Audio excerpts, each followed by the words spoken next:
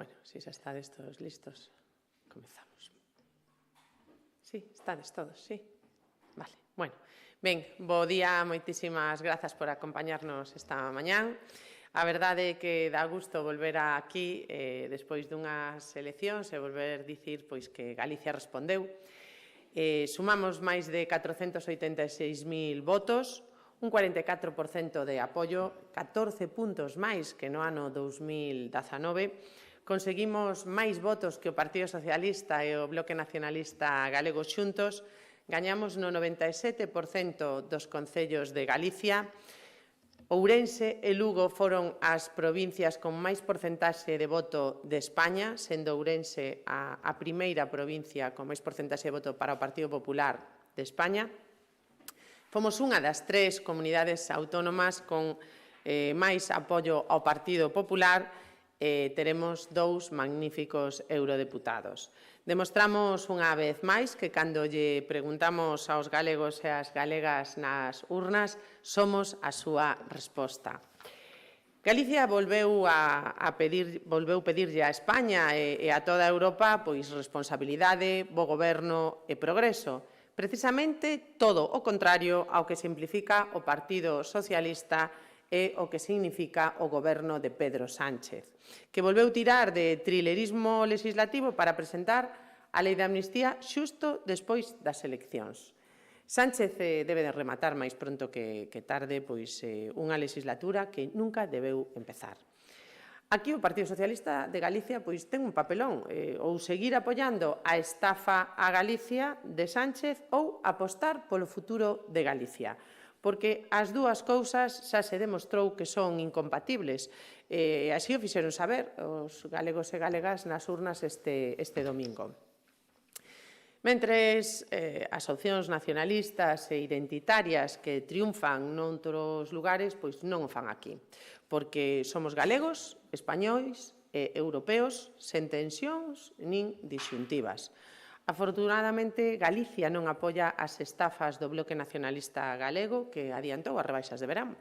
En primeiro lugar, cun desconto dos seus votos a metade respecto nas eleccións autonómicas, cun desconto no tempo de uso do seu escano medio galego, medio catalán. Ao Bloque, a Ana Pontón non lle chegou con mentir sobre o seu programa electoral nas pasadas eleccións autonómicas, nin con ocultar aos seus socios de papeleta nestas últimas eleccións europeas, que senón tiveron que esconder o reparto dos tempos co independentismo catalán. Ana Miranda non merece representar a Galicia no Parlamento Europeo. O seu escano galego converteuse nun engano galego.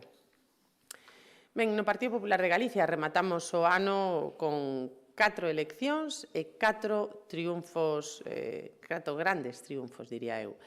Acabamos o ciclo electoral con case 2,5 millóns de votos, 151 alcaldes e alcaldesas, 1.775 concelleiros e concelleiras, 13 deputados nacionais e 14 senadores, 40 deputados e deputadas autonómicas no Parlamento de Galicia, a Xunta de Galicia e 2 eurodeputados.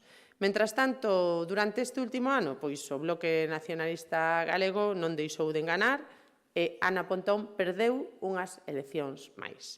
O Partido Socialista non cesa nas súas liortas internas e Yolanda Díaz seguiu destruindo partidos. Afortunadamente, os galegos e galegas elixiron a estabilidade e o sentidiño do Partido Popular de Galicia.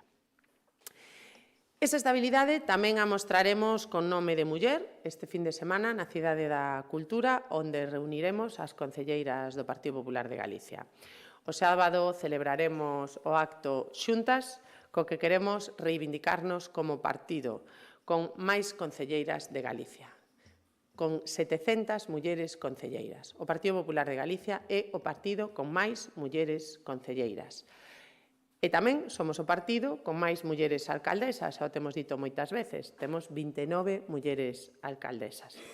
O acto será inaugurado polo presidente Alfonso Rueda e as concelleiras protagonizarán unha xornada de formación con unha mesa redonda sobre o seu traballo, o que as fixo protagonistas da vitoria do Partido Popular de Galicia nas municipais.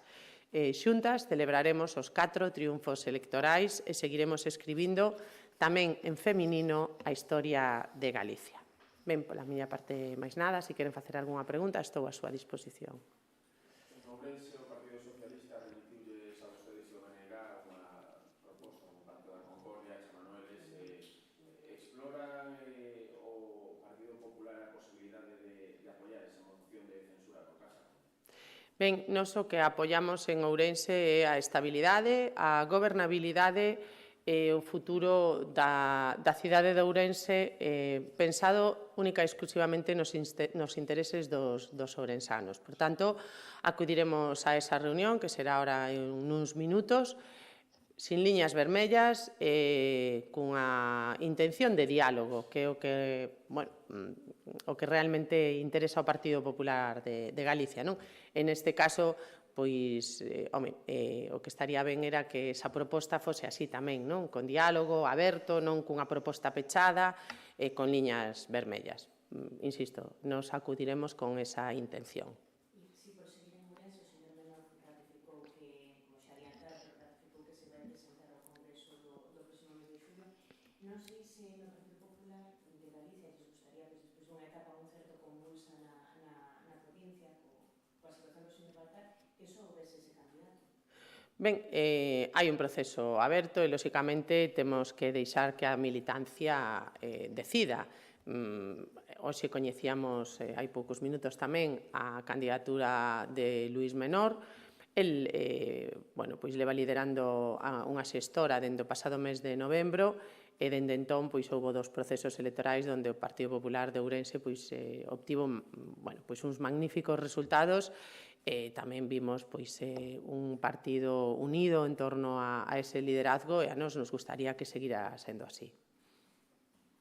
Como valora que as 11:15, agora mesmo 15 minutos desa previsible reunión no PSOE ainda non saiban se vai acudir o BNG, só ainda saben que mandaron un correo con acuso de recibo, confirmaron que chegou ese correo, pero están físicamente esperando a ver se presenta alguén do BNG? Bueno, pois como decía antes, estas cuestións hai que planteaxalas con certa seriedade, non? Se realmente un quere que saia adiante algún tipo de pacto, o lóxico é falar previamente cos partidos e non lanzalo así aos medios sin ter falado previamente con eles, non? Bueno, nos, insisto, acudiremos a esa cita coa mellor das vontades de diálogo, pero tamén lamentamos que as cousas non se teñan feito de outro xeito, polo menos manter unha conversa previa, poder aportar todos as nosas propostas e que non veña un documento pechado, non? Casi que, aceptas isto ou non. Efectivamente, non sabemos se o Bloque Nacionalista Galego vai acudir ou non. Eu lembro que hai un ano, despois das eleccións municipais, cando o noso candidato Manuel Cabezas convocara ao Partido Socialista, ao Bloque Nacionalista Galego, para unha reunión deste estilo, se poder falar da gobernabilidade de Ourense, o Bloque tampouco acudira, nin siquiera respostar ás cartas. Así que eu non sei se o Bloque vai seguir nesa mesma liña que hai un ano ou vai mudar a súa forma de actuar. Só lo saben eles, claro. Ahora quedan uns minutos para coñecelo, pero dende logo que o Partido Socialista debería de ter plantexado as cousas de outro xeito, non? Si van consolidar antes do mes de agosto a Dirección Provincial de Ourense, pero non sei se a nivel autonómico teñen previsto tamén que se celebre algún cónclave noutros, digamos, despois de outros procesos electorais autonómicos, se ten feito, non sei un pouco cales son as perspectivas do partido.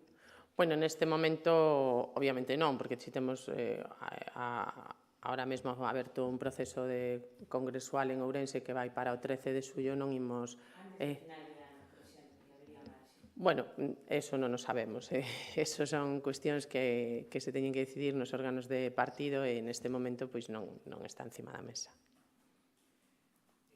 Sobre a situación no Concello de Ourense, o Partido Popular estaría entón disposto a retirarse daquele acordo o que se chegou no seu momento con Democracia Ourensana que implicaba a Deputación de Ourense e a gobernabilidade no Concello? Bueno, aquel foi un acordo simplemente de investidura. Entón non se senten, digamos, atados a ese acordo. Insisto, é un acordo de investidura. Por pecharse acaso o tema, pensen que o PSOE simplemente, bueno, con este formato de remisión deste acordo pechado, destas convocatorias entre o pactado antes, simplemente están buscando posicionarse, para entender que eles moveronse, pasará o totellado dos demais? Bueno, eu creo que hai que esperar a reunión de hoxe para facer esas valoracións. Ahora, insisto, quedan uns minutos para que se celebre e a partir de aí valoraremos cal é a intencionalidade de cada grupo político.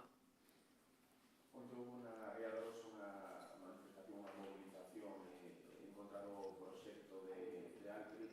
Non sei se están repetidas manifestacións en contra dese proxecto, pois hacer reflexionar o goberno galego. Bueno, o Bloque Nacionalista Galego plantexou as eleccións europeas como un plebiscito sobre Altri sí e Altri non.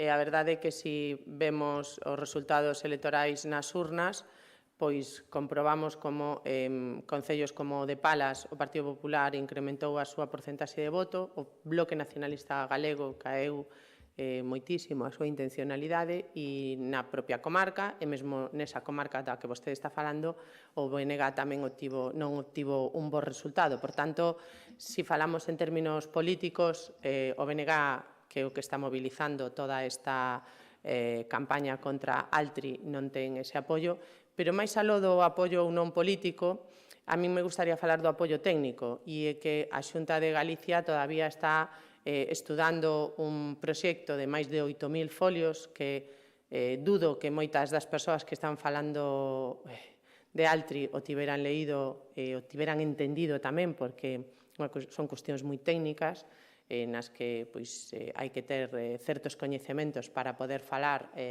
con propiedade e con profesionalidade sobre certas cuestións e non manipulando ou creando certo alarmismo.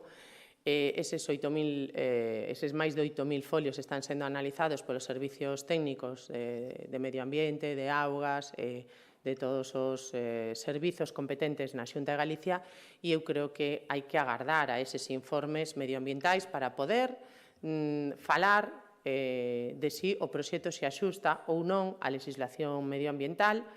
E, dende logo, creo que se falamos con seriedade de calquer proxecto industrial de Galicia, porque a todos nos gusta que haxa industria en Galicia, que haxa emprego de calidade en Galicia, que haxa estabilidade no emprego en Galicia, pero, lóxicamente, cumprindo as directrices e a legislación medioambiental.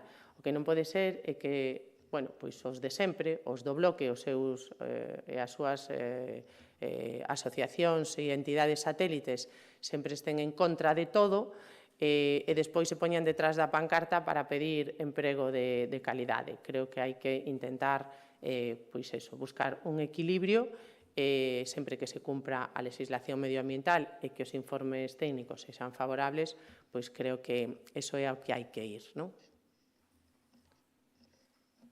Bueno, moitísimas grazas.